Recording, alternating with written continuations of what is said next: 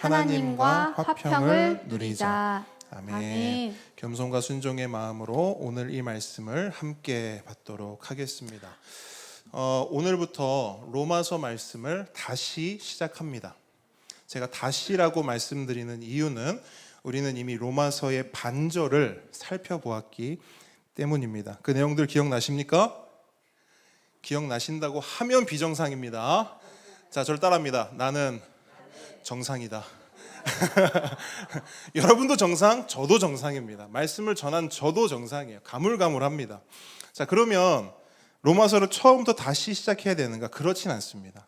기억력이 좋지 않은 우리를 위해서 우리의 유튜브 선생님께서 잘 우리의 말씀을, 로마서 말씀을 잘 보관해 두셨어요. 그래서 필요하신 분들은 유튜브에 가셔서 로마서 1장부터 한번 말씀을 쭉 한번 들어보셔도 좋을 것 같습니다. 어쨌든 우리는 로마서의 반절인 1장부터 8장까지 이미 살펴보았고요. 다음 주부터는 나머지 반절인 9장부터 16장까지 살펴볼 것입니다. 그럼 오늘은 뭘 하느냐?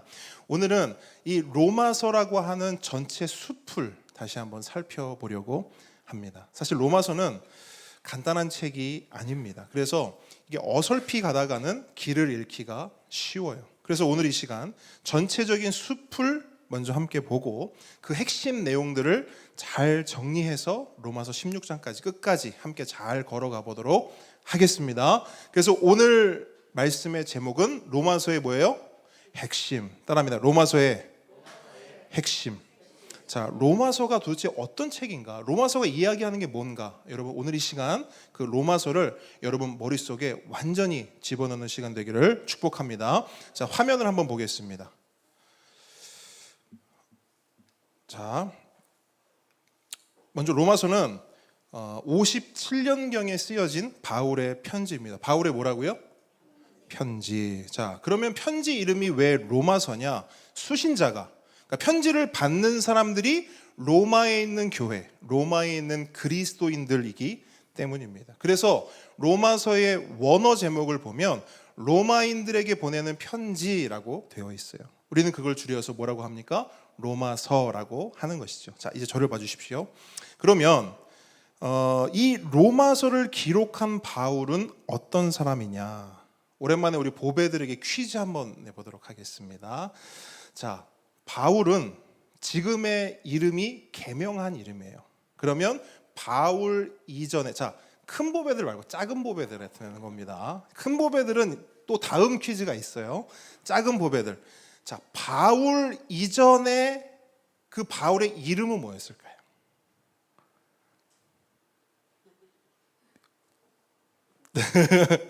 서로 지금 쳐다보고 있습니다. 바울의 예전 이름 뭘까요? 자, 힌트.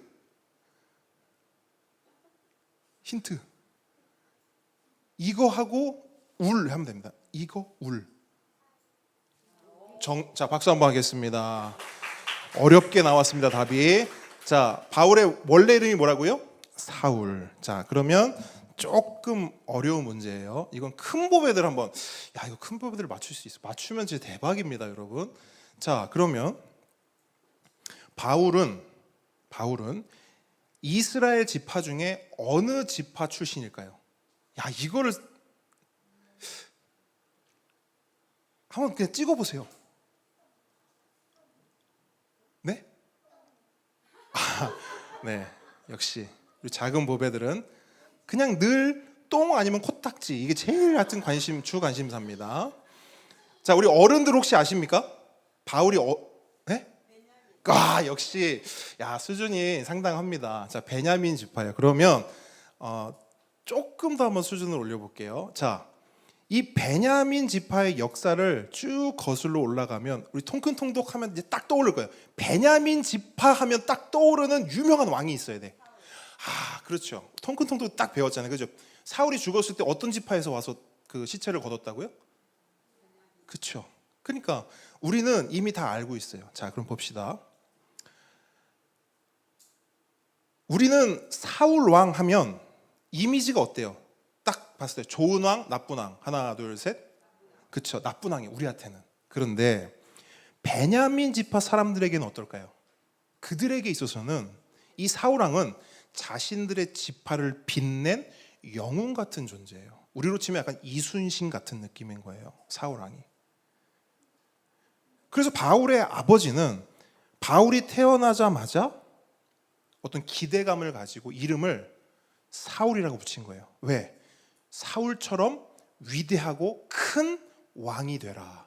그래서 바울의 이름이 사울이라고 붙여진 겁니다. 그렇게 사울은 모든 사람의 기대를 한 몸에 받았고, 사울 본인도 그 기대에 부응하기 위해서 최선을 다해 살았어요.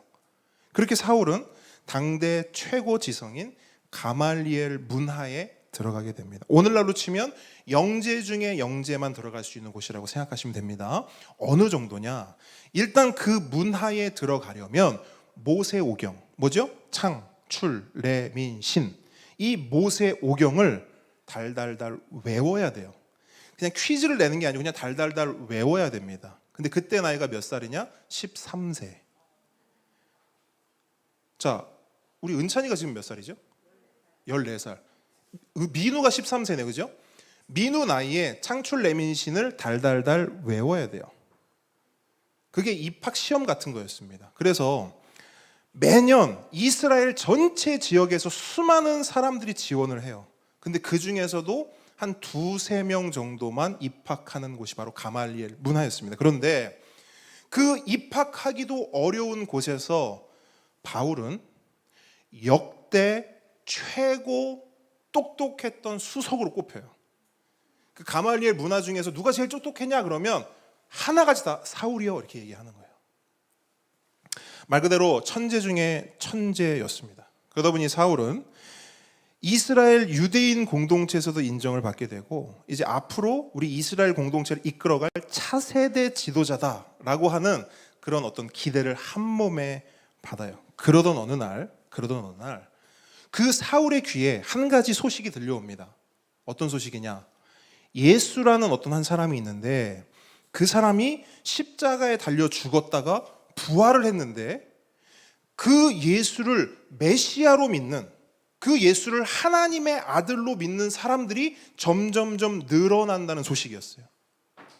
사울은 그 예수의 이야기를 듣고 확신했습니다. 어떤 확신을 했냐? 아, 저거 이단이구나, 사입이구나, 사기꾼이구나 확신을 했습니다. 그리고 동시에 그 예수를 따르는, 그 예수를 믿는 사람들까지도 다 통으로 쳐서 공범으로 여겼습니다. 그래서 그는 자신이 사랑하는 이스라엘 공동체를 지키기 위해, 자신이 목숨처럼 여기는 그 이스라엘 공동체의 신앙을 지키기 위해 그 예수 믿는 예수쟁이들, 그 사기꾼, 그 사이비 이단들을 잡아 가두고 핍박하기 시작합니다. 자, 그렇게 예수 믿는 사람들에 대한 핍박이 시작됐어요. 그러면 그 예수 믿는 사람들은 어떤 반응을 보일까요? 당연히 다 도망치겠죠. 그죠?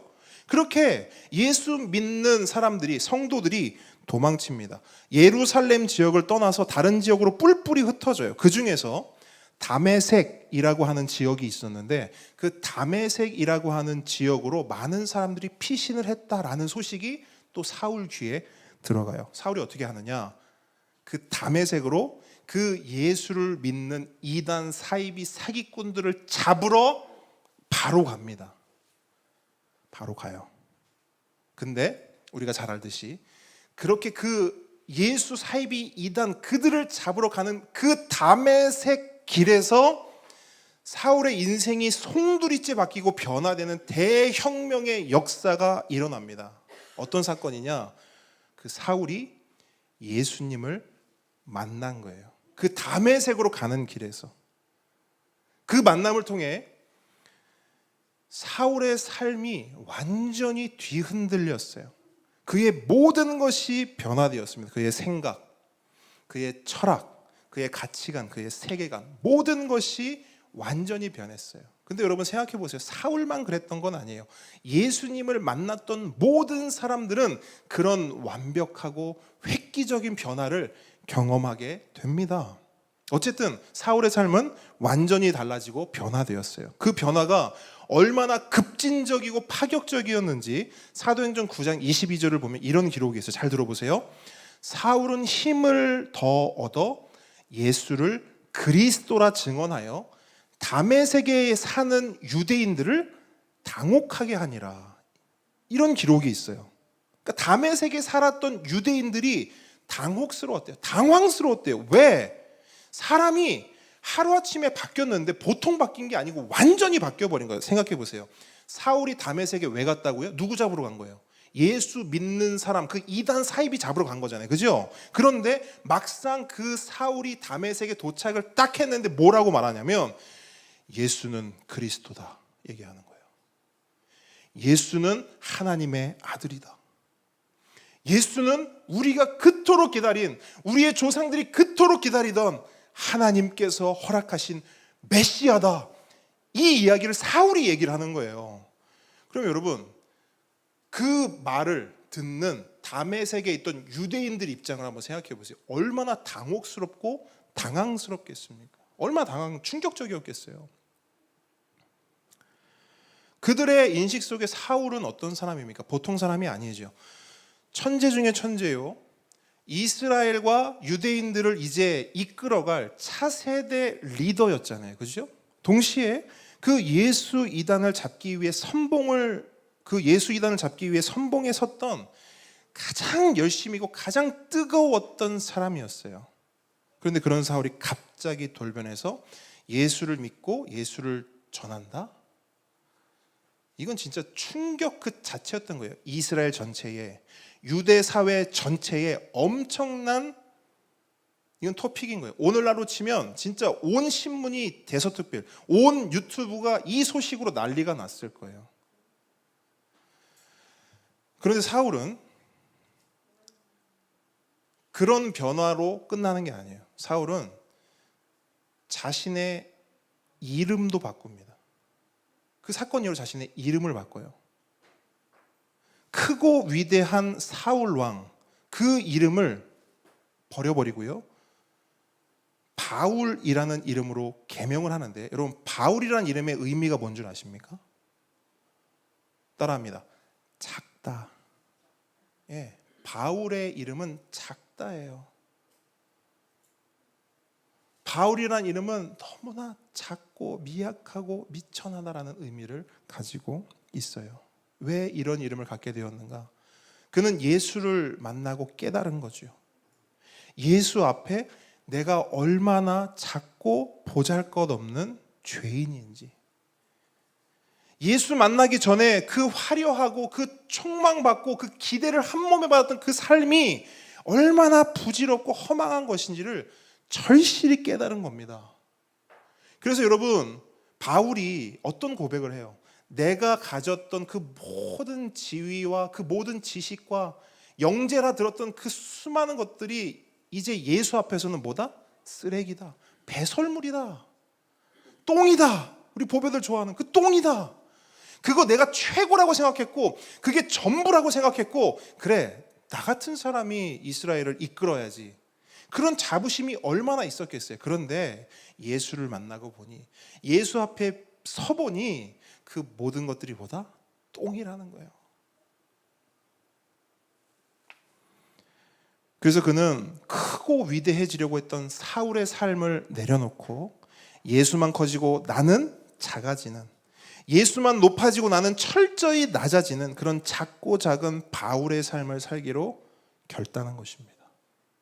이처럼 바울은 그 삶이 송두리째 바뀌었습니다. 이름이 바뀌었고요, 인생의 방향이 바뀌었고요, 인생의 목표와 목적이 바뀌었습니다. 무엇 때문에? 누구 때문에 그렇게 된 겁니까? 예수 때문에. 하나님의 아들 예수 그리스도를 만난 후에 그의 삶, 그의 인생 전체가 바뀐 겁니다. 여러분, 예수는 모든 것을 바꿉니다.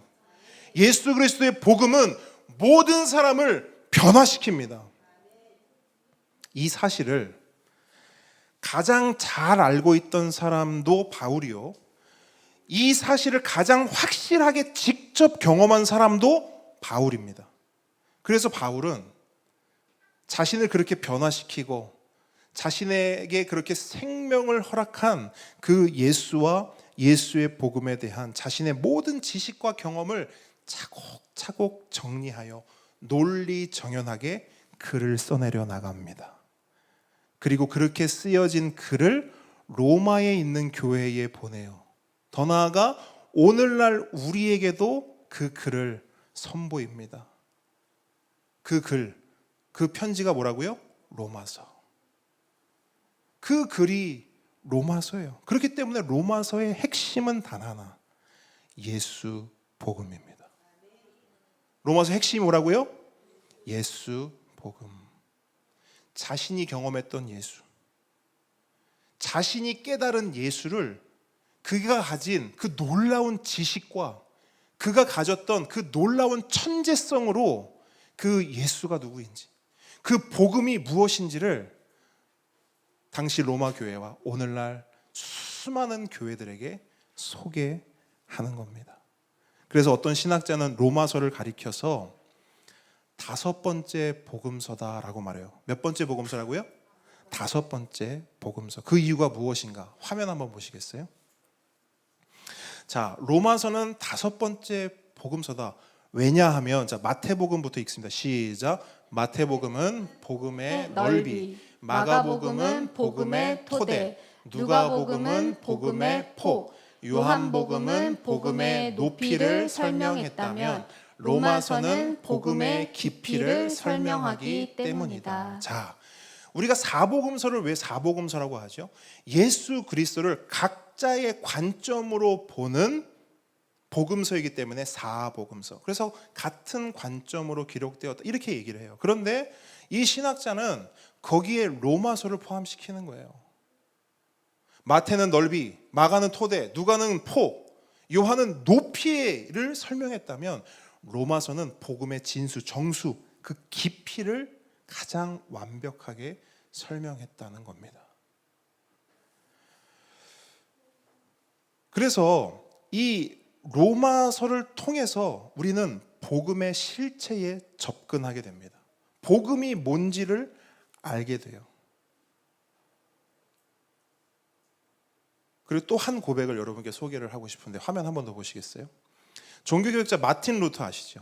마틴 루터. 마틴 루터는 이 로마서에 대한 그 평을 이렇게 했습니다. 한번 같이 읽어볼까요? 시작. 성경의 모든 것이 소실되어도 로마서와 요한복음만 있으면 성경이 말하는 복음을 아는데 큰 어려움이 없다. 자, 여러분, 성경책 이 66권이 전체가 그럴 일은 없지만 만약 소실된다 하더라도 이 책 중에서 로마서와 요한복음만 탁 잡으면 예수 그리스도의 복음을 우리가 이해하고 믿는 데 있어서 조금도 부족함이 없다는 그 정도로 복음의 모든 것이 이 로마서에 기록되어 있다는 것입니다. 여러분, 이것이 바로 로마서입니다. 그래서 로마서를 정말 제대로 묵상하고 살펴보는 것이 필요할까요? 필요 없을까요? 필요합니다. 필요할 뿐 아니라 여러분 너무나 중요해요. 동의가 되십니까? 아멘. 그렇다면 이 로마서에서 말하는 복음의 내용이 무엇인가? 로마서라고 하는 이 숲이 우리에게 뭘 보여주는가? 그것을 살펴보기로 하는데 로마서는 우리에게 크게 5가지 핵심을 우리에게 소개합니다. 짧지만 임팩트 있게 살펴보도록 하겠습니다. 화면 보십시오. 자, 이 5가지가 로마서의 핵심 키워드입니다. 제가 심혈을 기울여서 만들었어요. 어떻게 하면 우리 성도들이 이 이미지를 딱 보는 것만으로 로마서를 이해할 수 있을까? 자, 아니 목사님 그래도 어떻게 예배 시간에 해고를 아니요, 필요해요. 죄를 어떻게 표현할 수 없더라고요. 저거밖에 표현이 안 돼요. 자, 저를 따라합니다. 죄, 믿음, 확신, 구원 역사, 새로운 삶. 자, 한 번 더. 자, 이미지랑 잘 매칭을 해보세요. 자, 다시 한번. 죄, 믿음, 확신, 구원 역사, 새로운 삶. 자, 요 5가지만 단어와 이미지를 딱 매칭해서 기억을 해놓으시면 로마서가 한 손에 잡히는 거예요. 로마서 절대 잊어버릴 이유도, 로마서에서 헤맬 이유도 없습니다. 자, 이제 핵심으로 들어갑니다. 자, 바울은 복음을 이야기하면서 가장 먼저 뭘 이야기합니까? 네, 뭐를 얘기한다고요? 죄를 이야기하여. 자, 로마서 1장 18절까지 로마서 1장 18절부터 3장 20절까지의 내용인데요. 한마디로 이거예요. 죄에 대해서 뭘 얘기하느냐? 이 세상 모든 사람은 한 사람도 빠짐없이 죄인이라는 거예요. 이걸 가장 먼저 말합니다. 이유가 뭔가 따라합니다. 복음의 필요성 때문에. 왜 죄를 가장 먼저 말하냐면요, 복음의 필요성 때문이에요. 복음의 필요성을 강조하기 위해서 가장 먼저 죄를 말하는 것입니다. 예수님도 동일한 말씀을 하신 적 있어요. 건강한 자에게는 의사가 필요 있다 없다? 없다. 병든 자라야 의사를 찾는다. 예수님이 하신 말씀이에요. 무슨 말입니까? 내가 죄인이라는 사실을 알아야 복음이 들리고, 내가 죄인이라는 사실이 인정되어야 복음의 필요성을 느낀다는 것입니다. 자, 집중해서 잘 보세요. 복음은 말 그대로 복자의 소리 음자입니다. 풀면 뭐가 돼요? 복된 소리. 그죠? 그걸 바꿔서 조금만 바꾸면 기쁜 소리. 영어로 good news 이렇게 돼요. 복음은 굿뉴스예요. 기쁜 소식, 복된 소식입니다. 그러면 봅시다. 병든 자에게, 아까 예수님 말씀하신 그 병든 자에게 가장 좋은 굿뉴스, 복음은 무엇입니까? 이거예요. 당신의 모든 병이 나았습니다. 복음이에요, 아니에요? 복음이에요. 병든 자에게는 이게 복음입니다. 그럼 죄인에게는 무엇이 복음인가?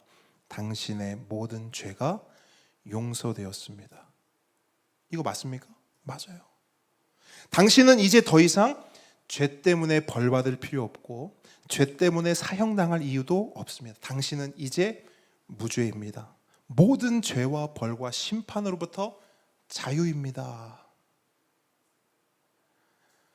여러분, 죄인에게 있어서 이거보다 기쁜 소식 없습니다. 이거보다 좋은 복음 없어요. 그런데 만약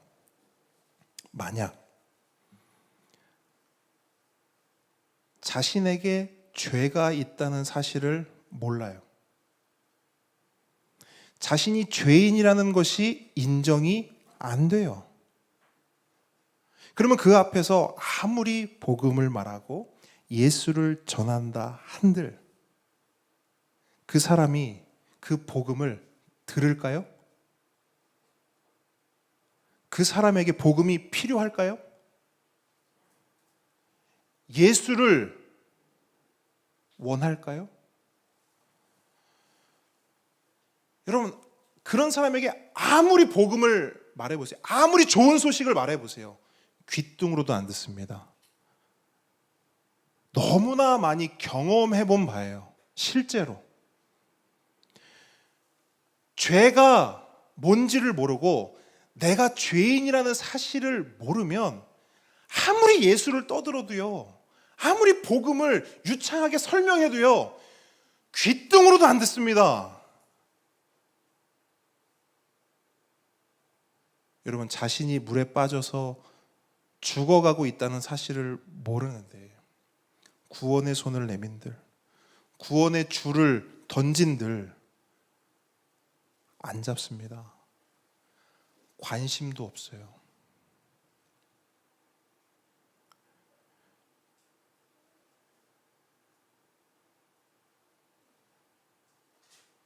우리 큰 보배들과 보배 학교를 하는데 한 보배가 이런 질문을 해요. 목사님, 사람들이 하나님을 왜 믿는지, 왜 안 믿는지 모르겠어요. 그리고 이런 표현도 해요. 왜 사람들이 하나님을 안 믿는지 이해가 안 돼요. 이런 말을 해요. 여러분, 우리도 복음 전해봤잖아요. 예수 믿으라고 이야기해봤잖아요. 왜 안 들을까요? 왜 무관심할까요? 왜 복음을 전하고 예수를 전하는데도 거절할까요? 간단합니다. 죄가 있다는 사실을 모르기 때문이에요. 그 죄 때문에 자신이 불행하고, 그 죄 때문에 두려움이 있고, 그 죄 때문에 결국 죽고, 그 죄 때문에 결국 지옥에 간다는 사실을 모르기 때문에 거절하는 거예요. 필요 없다 말하는 거예요. 아우, 됐습니다 라고 반응하는 겁니다. 바울은 이걸 너무나 잘 알았어요. 우리 인간, 우리 사람의 속성을. 그래서 바울은 아무리 좋은 거여도 그 좋은 걸 먼저 입에 떠먹여 주지 않습니다. 바울은 먼저 뭘 하냐면 죄를 이야기해요. 죄. 당신은 죄인입니다. 당신은 죄 때문에 죽을 것이고 당신은 죄 때문에 지옥에 갈 것입니다. 이 이야기를 한다고요. 그런 다음 자신의 죄인됨을 인정하는 자들이 있을 거잖아요. 아, 나에게 죄가 있구나. 이걸 받아들이고 인정하는 사람들이 있을 거잖아요. 그러면 그 사람들을 그제서야 어디로 초대하냐면 예수 그리스도의 복음으로 초대합니다. 누구를 초대하냐? 아무나 초대하는 게 아니에요, 여러분. 자신의 죄인됨을 인정한 사람만 초대합니다. 그런 사람만 초대될 수밖에 없어요. 어디로? 예수 그리스도의 복음으로. 그게 바로 로마서의 두 번째 핵심입니다. 화면 한 번 더 보여주세요. 자, 두 번째 핵심이 뭡니까? 두 번째 핵심, 믿음이죠. 그죠? 믿음. 그러면서 이제 죄에 대해서 이야기하고 믿음에 대해 이야기하는 거예요. 3장 21절부터 4장 25절까지 이야기인데 여기서는 뭘 설명하느냐? 죄인이 어떻게 구원을 받을 수 있는가? 죄인이라는 게 인정이 됐어요. 죄가 있다는 게 인정이 됐어요. 그러면 궁금한 거죠. 이제 왜 발등에 불이 떨어진 거예요? 진짜 내가 죄인이네? 그러면 저는 그 죄를 어떻게 해결할 수 있습니까? 어떻게 하면 그 죄에서 구원받을 수 있습니까? 그 질문에 대한 설명을 하는 게 바로 3장 21절부터 4장 25절까지의 내용이에요. 그리고 그 방법의 핵심은 따라합니다. 믿음. 어떻게 구원받을 수 있는가? 믿음으로 구원받는다. 바울은 말해요. 여러분, 기독교를 제외한 이 세상 모든 종교의 공통점은 행위 구원을 말한다는 겁니다. 행위 구원은 뭐냐? 구원을 내 행위로 이뤄야 된다는 겁니다. 내가 이렇게 하고 이런 저런 거를 내가 지켜서 그렇게 내가 구원을 얻을 수 있고 그렇게 내가 내 죄와 번민과 번뇌를 해결해서 극락왕생할 수 있다라는 것이 이 세상 모든 종교의 구원론이에요. 그러나 기독교는 그러한 세상 종교의 구원론을 철저히 배제합니다. 기독교는 뭘 말하냐? 그 어떤 행위로도 구원을 이룰 수 없다라고 말해요. 근데 그 이유가 뭔지 아세요? 아니 그래도 이렇게 잘하고 착하게 살고 성실하게 살면 구원받을 수 있는 거 아닙니까? 죄값을 치를 수 있는 거 아닙니까? 성경은 그렇지 않다고 말해요. 그 이유가 뭐냐? 앞서 말씀드린 죄 때문이에요. 여러분께 묻습니다. 죄인이 자신의 죄를 스스로 사할 수 있습니까? 없어요. 인간이 지은 죄를 인간이 해결할 수 있나요? 없어요. 만약 그렇게 주장하는 사람이 있다면 그건 억지 주장일 뿐이에요. 마치 이런 거랑 같아요. 태평양 한가운데 빠져서 죽어가는 사람이 있어요. 꼴깍꼴깍 거리고 있어요. 그런데 자기를 구하겠다고 자기 손을 자기에게 내밀어요.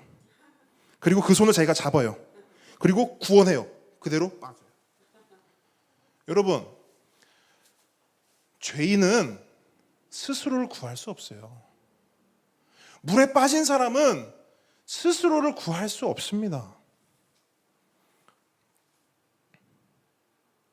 그래서 바울은 이런 결론을 이야기해요. 모든 인간은 그 어떤 행위, 그 어떤 발버둥으로도 스스로를 구원할 수 없다. 그러면 어떻게 해야 구원받을 수 있는가? 바울은 로마서를 통해 이렇게 선언합니다. 오직 하나님의 행위로만 구원받을 수 있다. 저를 따라합니다. 오직 하나님의 행위로만 구원받을 수 있다. 우리 인간의 행위가 아니라 오직 하나님의 행위, 하나님이 하신 일, 하나님이 만드신 길을 통해서만 죄를 해결받을 수 있고 구원으로 나갈 수 있다는 거예요. 그럼 하나님이 하신 일, 하나님이 만드신 길이 뭐냐? 그것이 바로 따라합니다. 예수 그리스도의 십자가. 네, 하나님이 어떤 일을 하셨나요? 하나님이 우리 죄를 위해서, 우리를 구원하시기 위해서 어떤 길을 내셨나요? 그게 바로 예수 그리스도의 십자가입니다, 여러분. 2000년 전 하나님께서는 하나님의 아들이신 예수 그리스도를 이 땅에 보내셔서 십자가에 달려 죽게 하셨습니다. 그리고 예수님의 그 십자가 죽음을 통해 인간의 모든 죄값을 지불하시고 구원의 문, 구원의 길을 활짝 여셨습니다. 그 사건, 그 사실이 바로 예수 그리스도의 복음입니다. 온 인류에게 전해진 기쁜 소식, 굿 뉴스인 거예요. 그러므로 이 예수 그리스도의 복음을 믿는 모든 사람은 어떤 행위 때문이 아니라 오직 그 믿음 하나만으로 모든 죄를 해결받고 구원의 길로 나아갈 수 있다는 것입니다.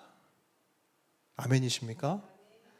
그래서 바울은 이 방금 설명드린 이것에 대해서 이렇게 기록하고 있어요. 로마서 3장 21절 24절인데 우리 한 목소리로 읽도록 하겠습니다. 세 번역입니다. 시작. 그러나 이제는 율법과는 상관없이 하나님의 의가 나타났습니다. 그것은 율법과 예언자들이 증언한 것입니다. 그런데 하나님의 의는 예수 그리스도를 믿는 믿음을 통하여 오는 것인데 모든 믿는 사람에게 미칩니다. 거기에는 아무 차별이 없습니다. 모든 사람이 죄를 범하였습니다. 그래서 사람은 하나님의 영광에 못 미치는 처지에 놓여 있습니다. 그러나 사람은 그리스도 예수 안에서 얻는 구원으로 말미암아 하나님의 은혜로 값없이 의롭다는 선고를 받습니다. 아멘. 자, 이렇게 바울은 죄와 믿음을 정말 논리적으로 우리로 하여금 정말 예수 그리스도의 복음 앞에 나아갈 수밖에 없도록 그렇게 설명을 합니다. 그 다음에는 뭘 설명하느냐 따라합니다. 확신. 자, 죄와 믿음을 얘기했어요. 그 다음에 확신을 얘기해요. 왜 확신이 필요한가? 오늘날에도 그렇지만 바울 당시에 수많은 그리스도인들도 이 구원에 대한 확신 때문에 어려움을 겪었어요. 분명히 예수 그리스도의 십자가 복음을 믿었어요. 그리고 구원받았다고 생각했어요. 그런데 시간이 지나고 하루가 지나고 한 달이 지나고 보름이 지나고 10년이 지나고 어느 날 문득 딱 나를 보니까 구원이 희미한 거예요. 구원이 흐릿한 거예요. 나 구원 받았나? 흔들리는 거예요. 여러분 그런 적 있을까요? 없을까요? 있어요.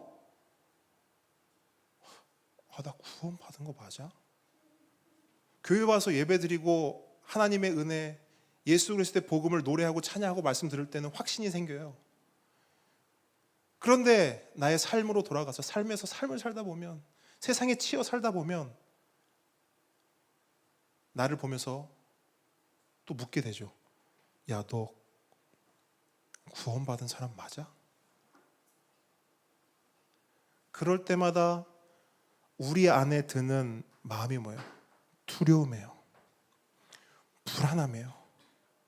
여러분, 예수를 믿고 하나님을 믿고 교회를 다니는 사람들 중에서 이 두려움과 불안함 때문에 발버둥 치는 사람이 얼마나 많은지 아십니까? 바울이요? 그 마음을 알았어요. 어떻게 알았냐? 본인도 경험한 거예요. 그래서 바울은 죄와 믿음을 이야기한 후에 정말 필요한 이 확신에 대한 부분을 이야기해요. 그러면서 결론적으로 말하는 게 뭔지 아세요? 여러분 구원 받았습니까? 그러면 그 구원은 깨지지 않습니다.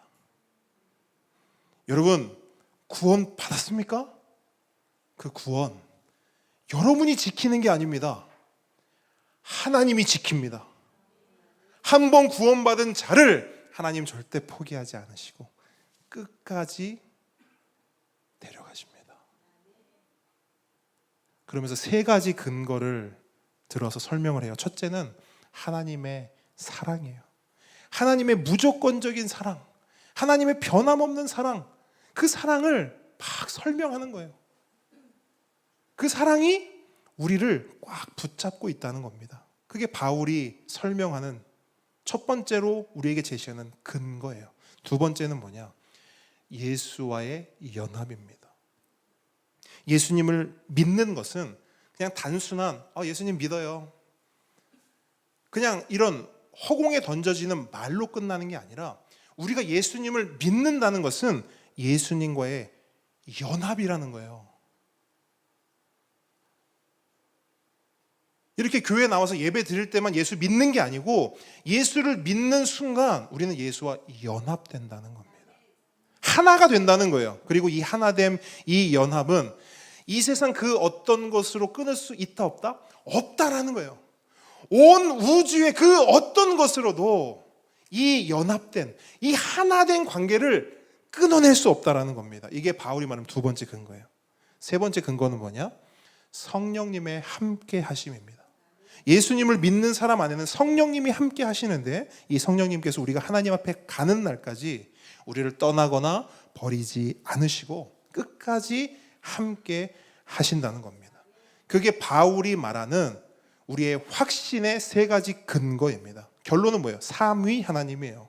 성부, 성자, 성령께서 믿는 자, 구원받은 자를 꽉 붙잡고 계시기에 믿는 자의 구원이 확실하고 견고하다는 것입니다. 그래서 우리에게 말해요. 확신하라고, 걱정하지 말라고, 두려워하지 말라고.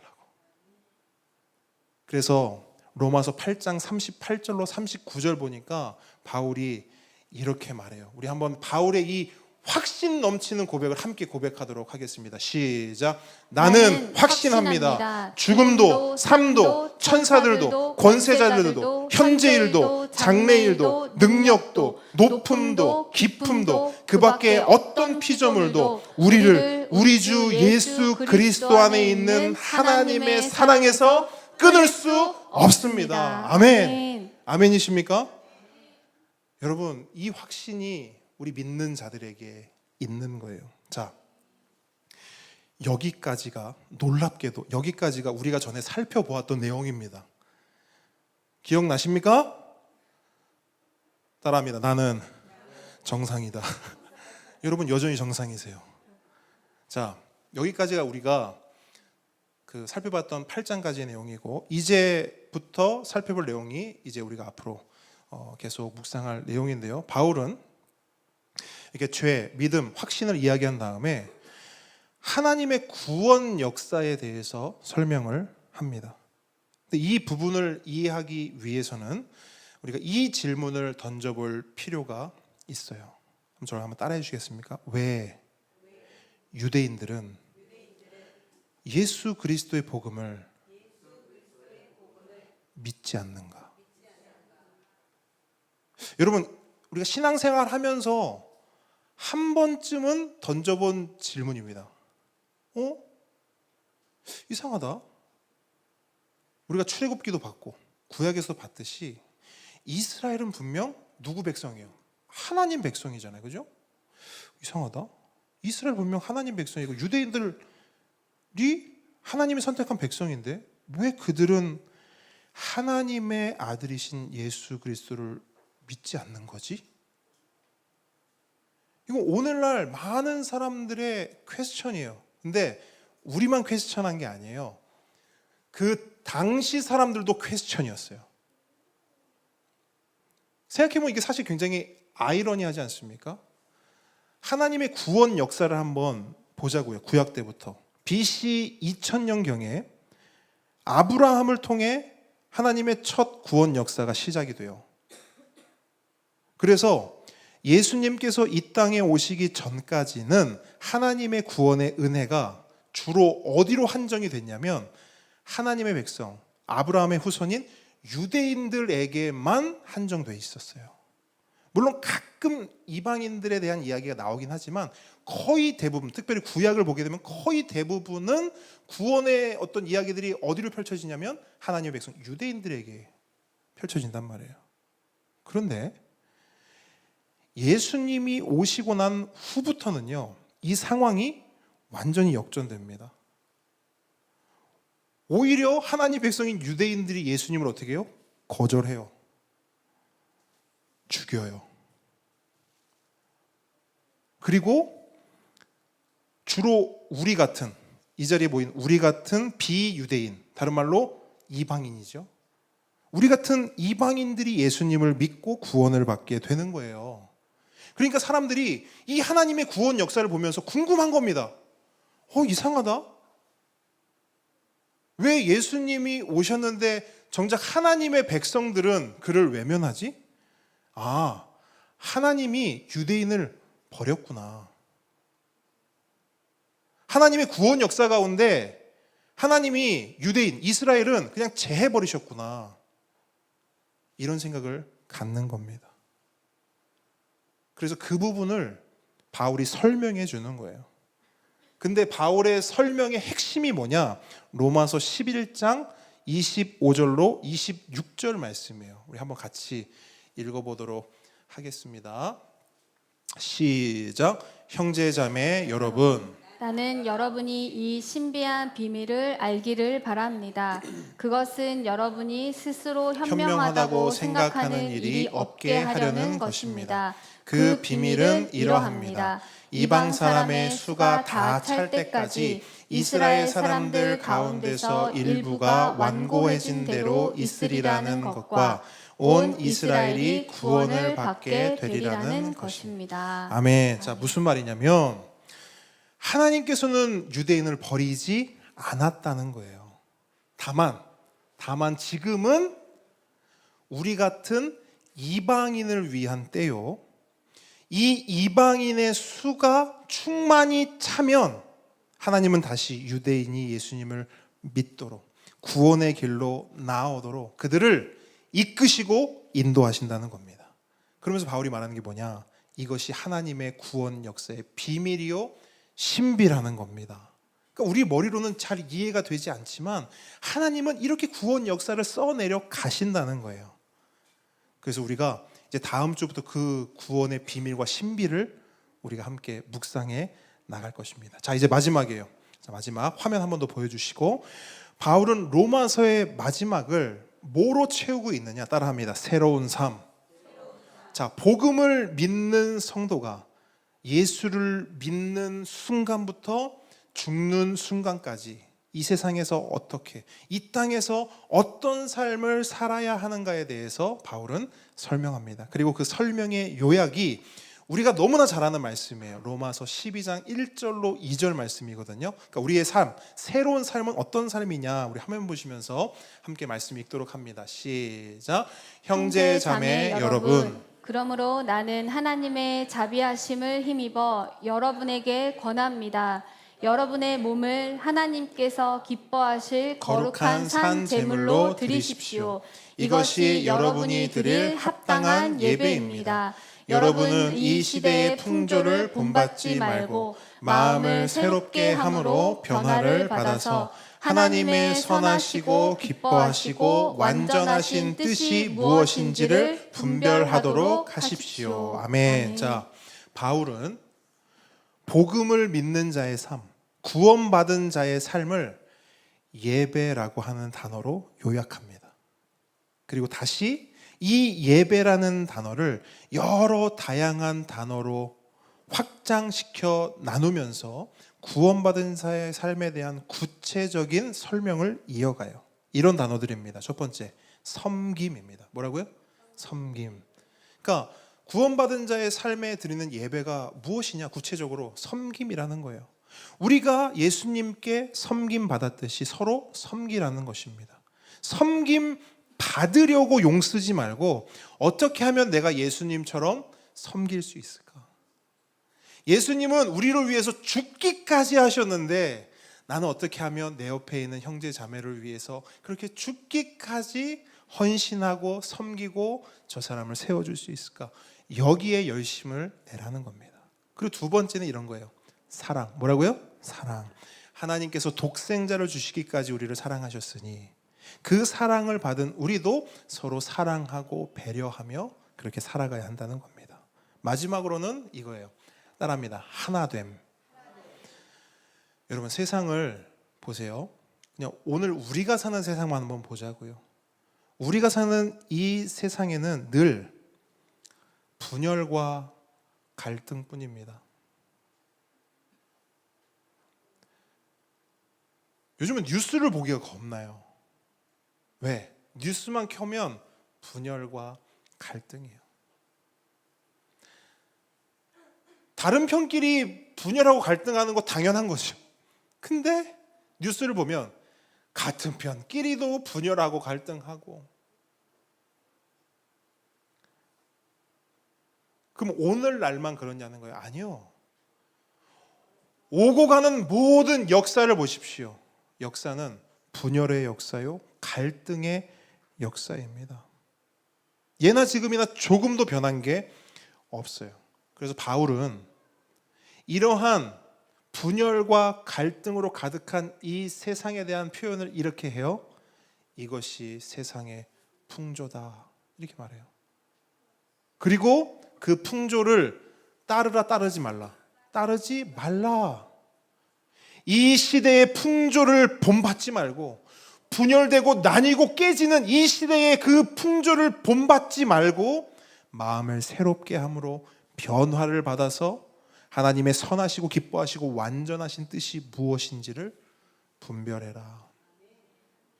그럼 여러분, 그렇게 하나님의 기뻐하시고 선하신 뜻을 분별한 사람들, 그 사람들의 모임인 이 교회는 뭐를 추구하게 됩니까? 분열입니까? 갈등입니까? 깨짐입니까? 아니죠. 하나됨이죠. 맞습니까? 그러니까 바울은 이 하나됨을 이야기하는 거예요. 여러분, 개척을 처음 했을 때도 그렇지만 요즘도 가는 데마다 교회 이름이 너무 좋다는 거예요. 함께 걷는 교회. 우리 지난 수요일 날 이제 전도지 나눠주고 식사를 하러 가면서 그냥 문득 그 생각했어요. 저는 이런 게 참 좋아요, 이렇게 얘기를 했어요. 이렇게 같이 성도로 같이 걸어가. 저는 이게 참 좋은 것 같아요. 햇살도 너무 따뜻했고 분위기가 너무 좋았단 말이에요, 그때. 이런 게 너무 좋아요. 그랬더니 한 성도님이 이렇게 말해요. 그렇죠, 목사님. 이게 함께 걷는 교회죠. 이렇게 말하는 거예요. 여러분, 저는 매번 말씀드리듯이 우리 교회가 살 길은 교회 이름값 하는 겁니다. 맞습니까? 저 옆 사람에게 한번 이렇게 하겠습니다. 교회 이름값 좀 합시다. 네, 우리요, 여러분, 진짜 그것만 잘해도 하나님께 칭찬받을 수 있다고 확신해요. 바울이 말합니다. 쪼개지지 말래요. 나뉘지 말래요. 오직 예수 그리스도로 하나 되래요. 예수와 우리가 하나 된 것처럼 우리도 우리끼리 하나 되래요. 아멘이십니까? 자, 여러분, 로마서는요 이렇게 깊고 풍성합니다. 동의되십니까? 아멘. 그래서 우리가 출애굽기를 통해서 받은 은혜가 너무 많은데 이제 우리가 시작되는 이 로마서 반절의 여행, 이 여정, 이 여행을 통해서 하나님께서 진짜 크신 은혜를 우리에게 부어주실 것입니다. 기대하는 마음으로 로마서의 숲을 함께 걸어가는 우리 모두가 되길 주님의 이름으로 축복